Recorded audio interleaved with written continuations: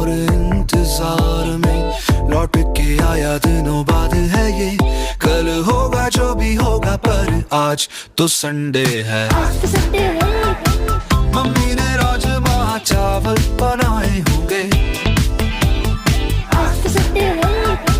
पापा तो गाजर का हलवा भी लाए होंगे। दिन कल का न होगा ऐसा, शुरू होंगे सारे झमेले फिर से। जितना बचा है मैं जी लूं थोड़ा, कल होगा जो भी पर आज तो संडे है।